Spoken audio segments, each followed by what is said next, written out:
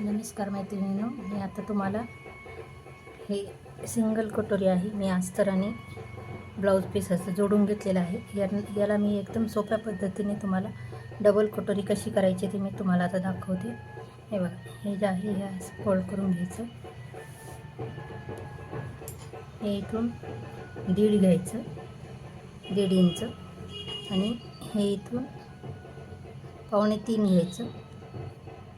Normally आपण 2.5 घेतो, पण हे याला 2.25 घ्यायचं. असे हे करून हे आपण आता टीप मारून घेऊ.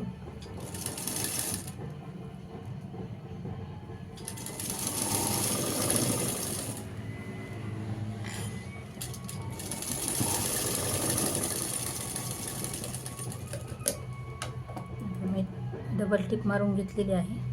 आता ही आपली ही कटोरी तयार झाली. तर आता हिला आपल्याला डबल कटोरी करायची आहे. तर हे जे आपलं आहे, आता हे आय हुकचा साईडचा भाग, तर याला हे इथून हे 2 इंच घ्यायचं आणि ह्या साईडनं 3.5 इंच घ्यायचं.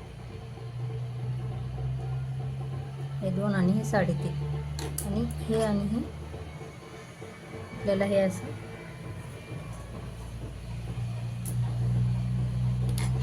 स्केलच्या साह्यानं आपल्याला हे जॉईंट करून घ्यायचे. हे अशी रेष मारून घ्यायची आणि याला हे इथून हे इथं अशी रेष मारून घ्यायची क्रॉसमध्ये. हे असं येईल. अशा पद्धतीनं हे आपल्याला हे कट करायचं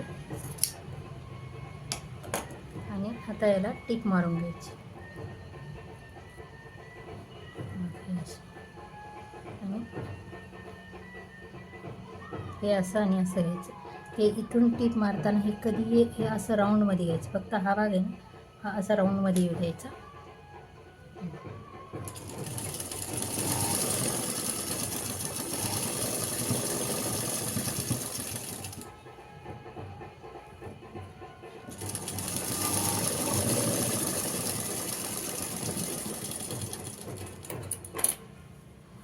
हे बघा, ज्यांना डबल कटोरी जमत नाही त्यांनी हे अशा पद्धतीनं जरी शिवली ना तरी ही खूप छान बसते.